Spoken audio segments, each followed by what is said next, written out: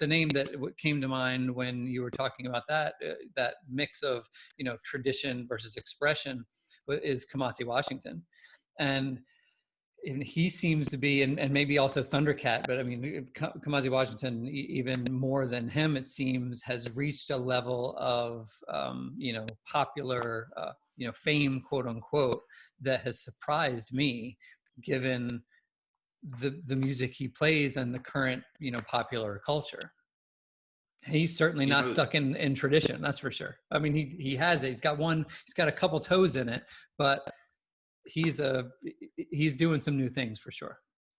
My thought about that is I think he's on some Kendrick Lamar records, right? And so I met Kamasi Washington for a couple of minutes in Newport when he was at the Jazz Festival, and that was my thing that I thanked him for. As I said, I appreciate that you did this work with Kendrick Lamar, and he's bringing these students that wouldn't even know what a saxophone is to other styles of music just based on his work in that genre.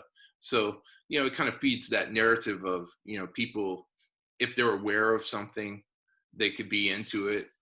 A lot of people say they don't like jazz, but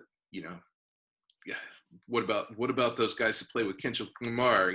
What about Robert Glasper or Kamasi Washington? Thundercat is kind of on that skating between the boundaries.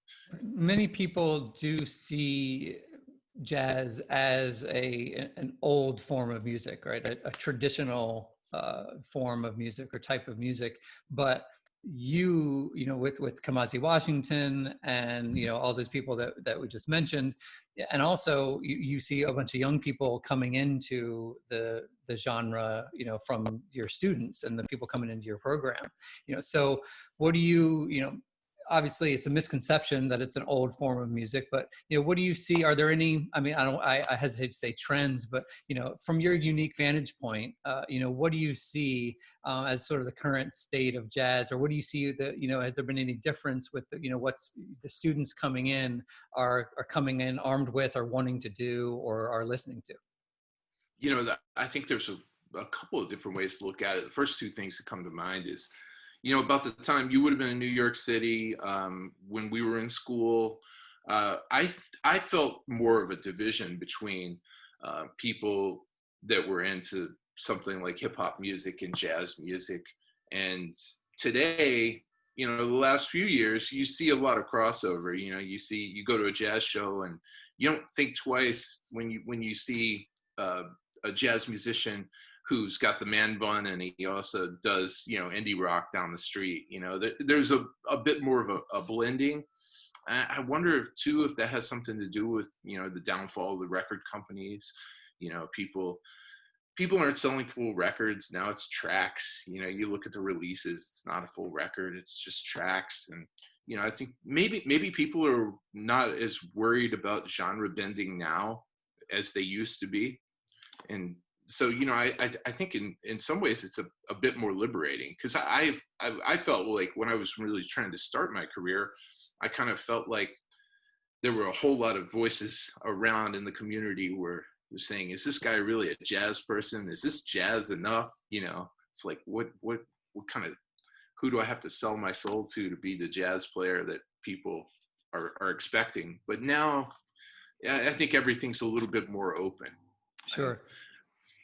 Well, and especially, you mentioned hip hop, especially hip hop, and that goes back. You can start with, I think EPMD has a track called, Talking All That Jazz. Stop, check it out, my man. This is the music of a hip hop band, jazz, well, you can call it that. But this jazz retains a new format. Right, and I, listened to that in, my teenage years, and then you get into Tribe Called Quest used a lot of jazz, and like all the sampling that goes on, and then the thing that came to mind when you were talking about getting into, it's much later, but you've got the Roots, right? Which started somewhere in the late 90s, early 2000s, I guess. But now, they're on Jimmy Fallon. They're the house band for the biggest talk show, late night talk show on TV. And they definitely mix that live instrumentation, improvisational aspect of jazz. And you just yesterday or a couple days ago posted an Instagram post where you were jamming on multiple saxophones to, I think, a Notorious B.I.G track, which we'll throw in the video here at some point so for people to hear, because it rocks.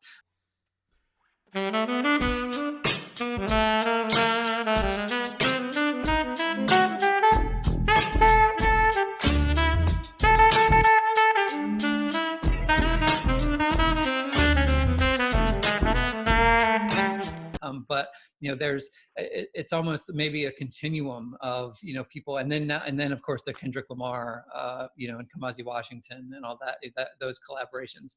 And maybe it's just sort of that further melding. It's bubbling out. It's a ripple. With that first ripples, were way back when, and then now it's finally getting to the masses with Jimmy Fallon and Kendrick Lamar and these super popular artists.